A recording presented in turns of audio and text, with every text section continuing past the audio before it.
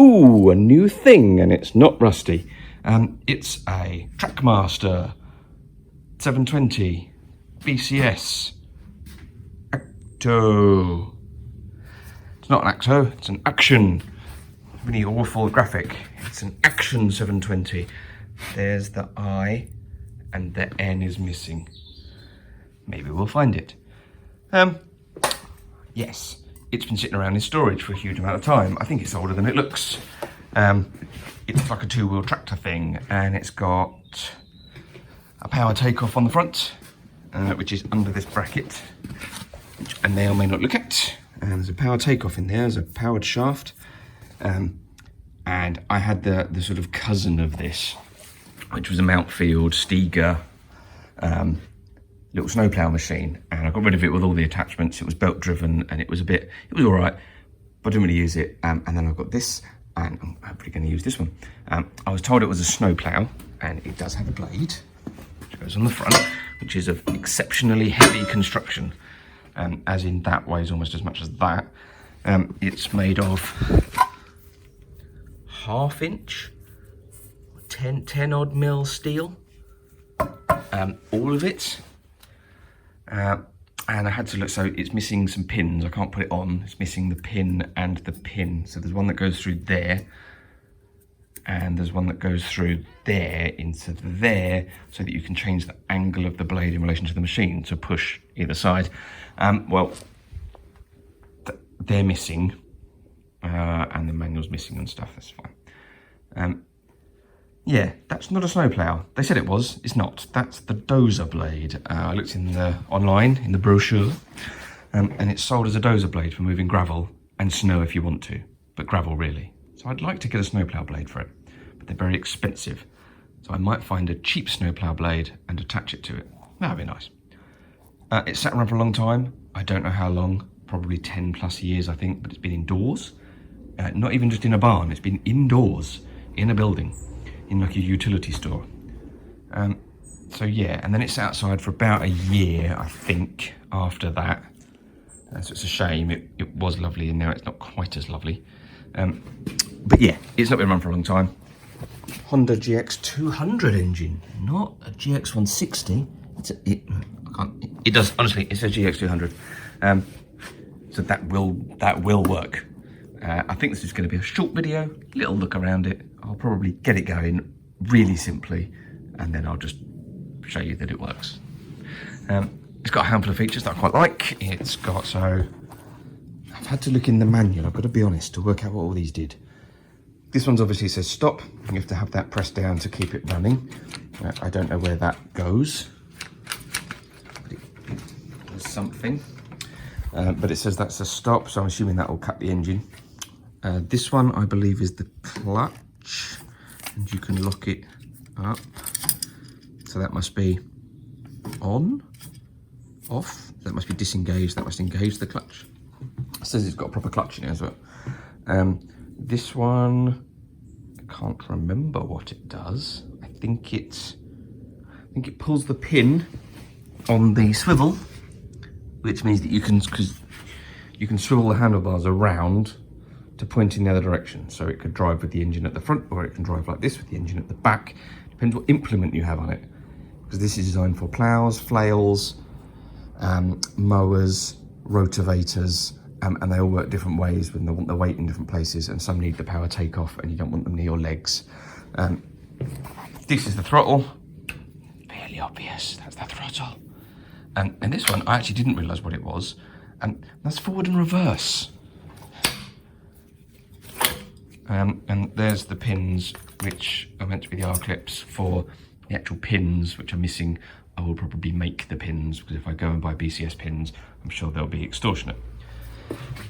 No offence to BCS, I just think they'll be very expensive when I could probably make some from some metal in the garage. Other controls, I forgot, we've got this one. That disengages this ratchet and lets you, I can't do it one-handed, basically you push that down and you can change the height of these. I have to have them set to Oompa Loompa height, because I'm small. PTO, so that's going to be your power takeoff, and that's got a gearbox thing down there.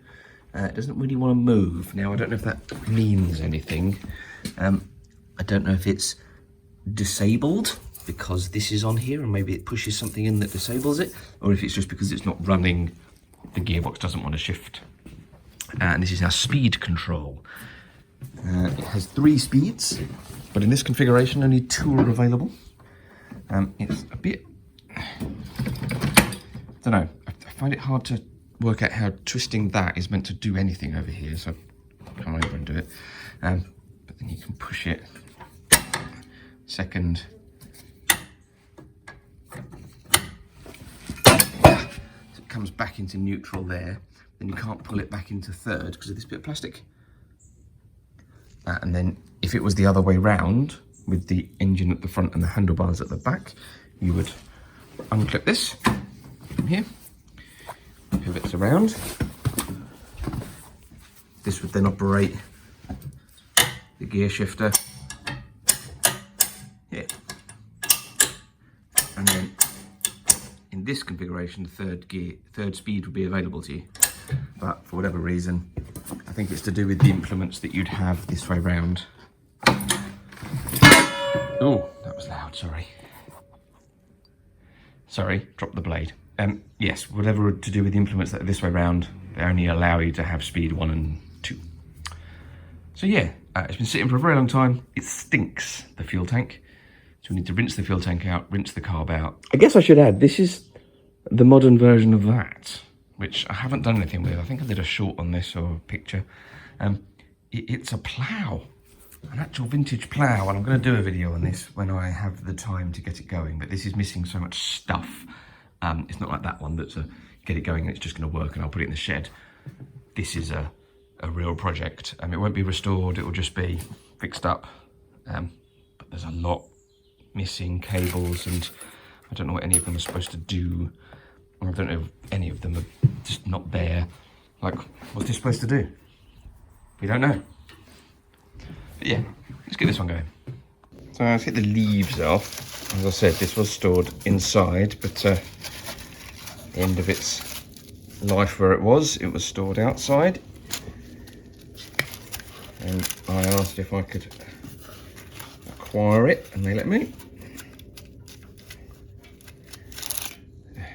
The plan for this is to keep it as a snowplow. It's such a nice machine, and then proper like cast iron gearbox. They're nice and strong, and I'm hoping. I know it's the smaller version. There are some really big ones of these, but this is the little dinky one, which is fine. I'm hoping it can push and pull things about. I'm hoping it. I mean, probably not the Ranger that's sitting there, but I'll probably push and pull a few things.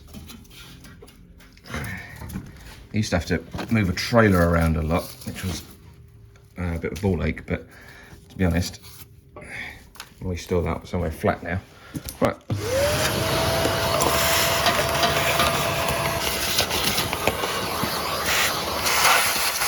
Yeah, I can see the mechanism.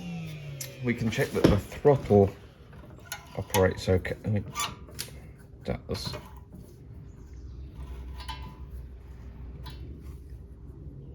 Okay, yeah, now that seems fine. It's gone to maximum. Look,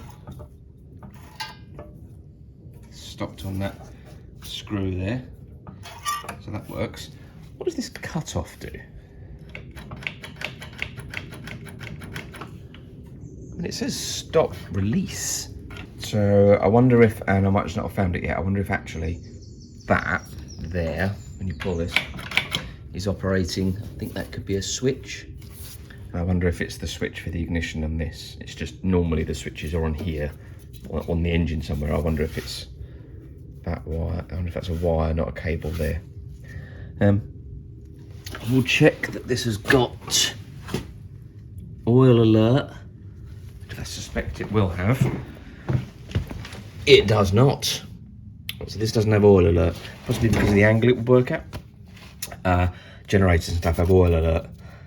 Which would be here usually, and it's in the side, and it cuts the ignition off if there's no oil, and also that's where your cut-off switch would go. Let's check the oil situation.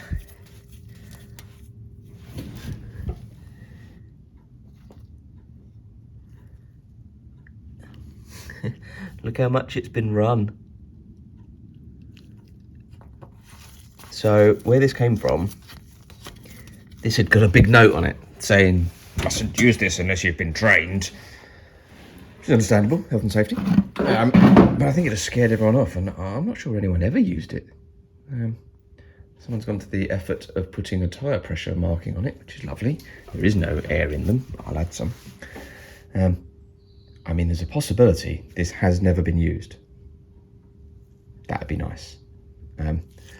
When I originally located this and asked if I could get it, it was probably 18 months before they decided that they could get rid of it. And it still had the manual on the treasury tag, but that's gone missing.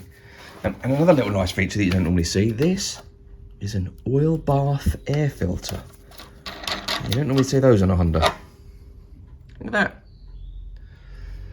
That's very neat, that.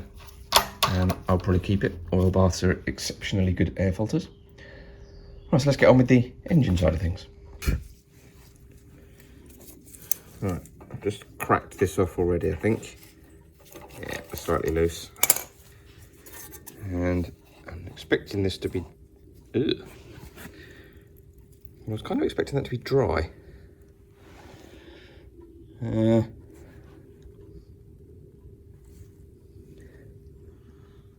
Ooh, yeah, it smells old. That's fine. There is a drain on these, but I didn't use the drain because I wanted to take it off and have a look. Ooh dear. Oh dear. Okay, it's been left with fuel in it. Alright, now I might be able to get away with just cleaning it in situ. I'll have a look and we'll have a think. Now, I managed to push the pin out on the float and have a look, and it's just nasty, and that needle valve looks odd. So it's coming apart, and we're going to take that bolt there. You take these two nuts, that comes off, the carb slides off, you have to disconnect the linkages. You've probably seen me do it before. So I'll take that off, we'll turn it upside down, we'll have a look, we'll clean it. Hopefully that'll be fine. If this one, you've got an oil drain going on over there. If this one needs a carb, it will probably get a genuine one if I have to put a new one on, but hopefully I can salvage this one. So there's your carb taken off, and I've taken out the jet, and is it an emulsion tube or a Venturi tube? I should really learn the name of these things. I've taken off the long one and the little one that live in the middle there, and they are completely blocked. That should have a hole in the middle, and it does, but it's far too small. And this is meant to have lots of holes, and they're all blocked. That, can't work out if that's normal or not. I'm going to clean that up. It might just be rubber. And the fuel sediment bowl is unsurprisingly full of sediment. There's a little bit of fuel left in the tank in the bottom below the pickup. I'm going to suck that out, and then hopefully that's all it'll need. So we're going to clean this. I won't bother showing you. I've shown you before. I will clean these, that, blow it all through, blow all that through. Check that is going to seal. Clean it all up, put it back together, see what it does. And just to clean all the varnish out, I used a little brass brush and a rotary tool, and it even cleaned up the float without damaging it, and all the bits. I'll put this back together, I'll put it back on there, and we'll see what it does tomorrow. It's very late. I made a bit of a mistake. The tyres were flat, and so I inflated the inner tubes, and then water bubbled out around the valves. I realised they were full of water where they'd been sitting flat out in the rain, and then I popped the tyre off, went to drain it out and dry it, and when I put it back, here's the inner tube.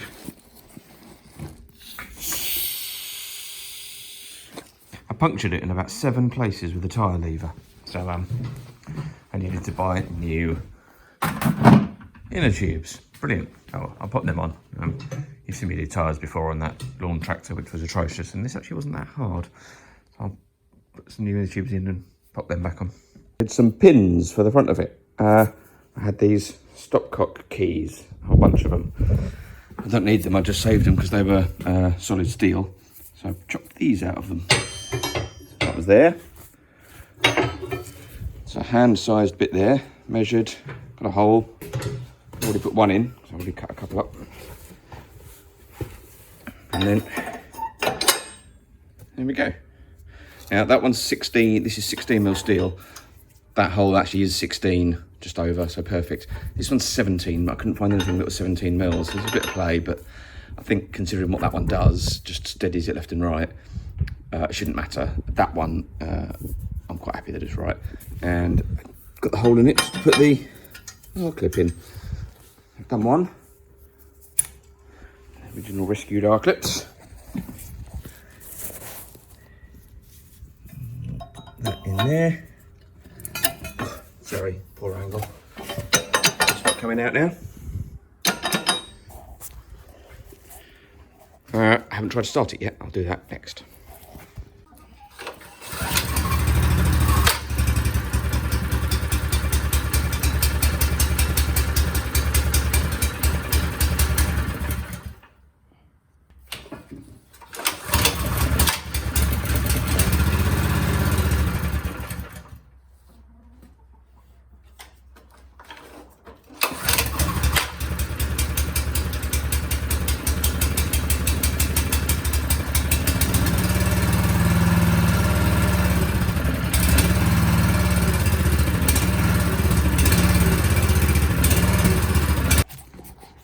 It doesn't run very well.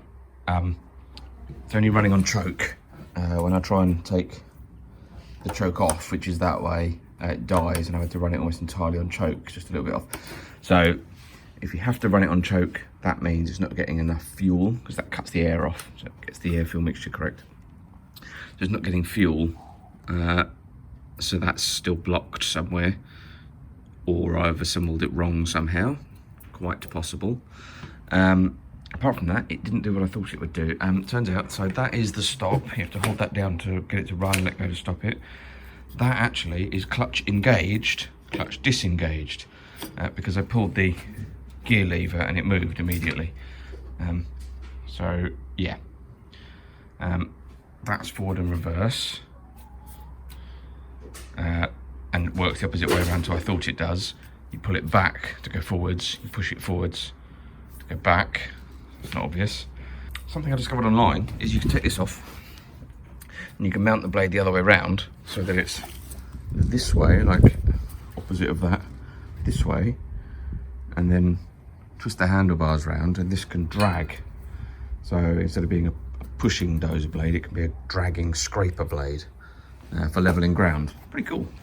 And there's a couple of companies in America that modify these with side plates to carry more material. Which also seems like a good idea, especially for scraping. I do want a snowplow for it, and I have seen one on online, so I'm gonna see if I can get that and fit it. I say I've seen one, it's not one for this, because they're like £600. It's a snowplow blade off something else, and I mean, this is just box section and flat steel, I can make that.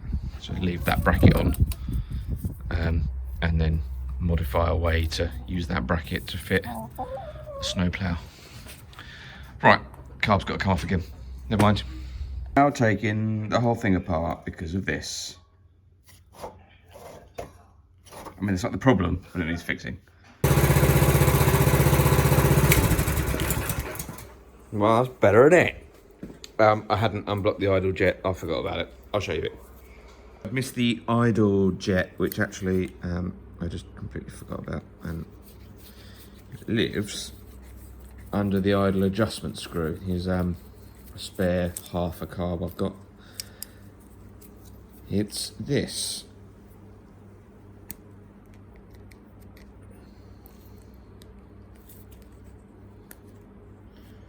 There we go. There's your idle circuit in there.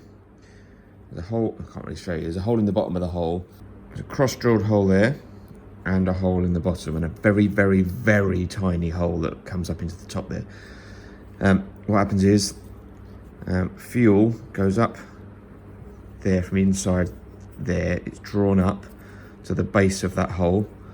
The cross-drilled hole has air coming one side and across it, and it's like a mini carb all on its own in there, the air being drawn over the air going over draws the fuel up and in. It comes out one of these holes here. That's what the adjustment screw is for. Cannot remove the idle adjustment screw on a Honda. You have to snap it off. But that was it. Clean that.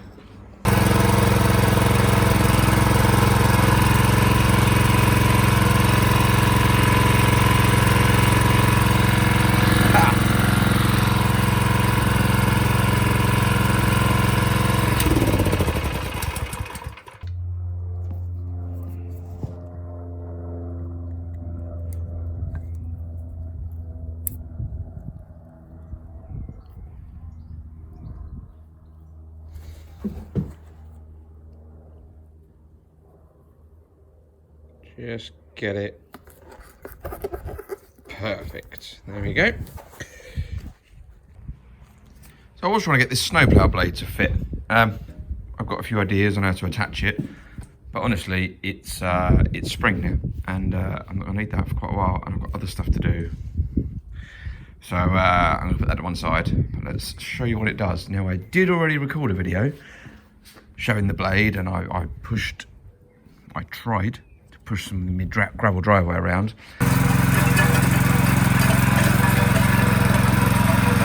But it was winter and it was frozen and it was like concrete and none of the gravel moved, so it looked stupid. Let's do it again.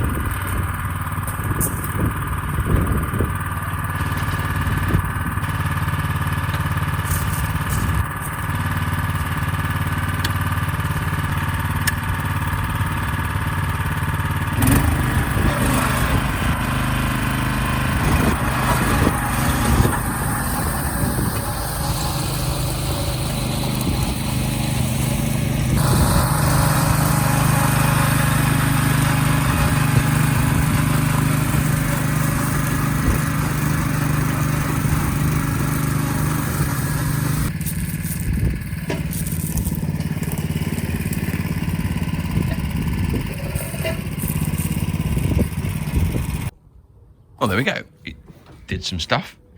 Doesn't really have enough weight to push much. It's a very industrial blade for what is quite a light machine. But that would probably make a good snowplow, and I think that might be too big for that, to be honest. But we'll try it. Maybe if those can bite into the ground a bit more. It's very hard back there. But it all worked. I was quite happy with that. The clutch works, the stop works. That makes more sense when you've got the handles the other way around, because then that is forward and back. It's back and forward over here. They turn around pretty easily. I like that. You just flip them around. And I noticed that when you pull the release to twist the handlebars, you can actually have them at an angle and lock them. So you could be over here operating the machine, which is running parallel.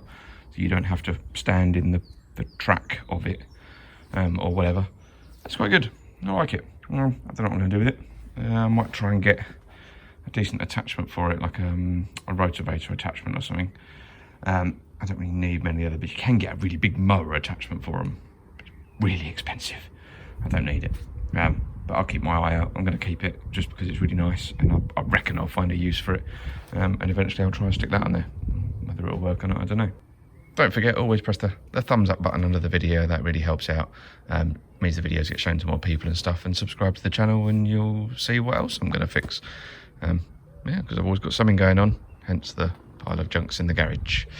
See you in the next one.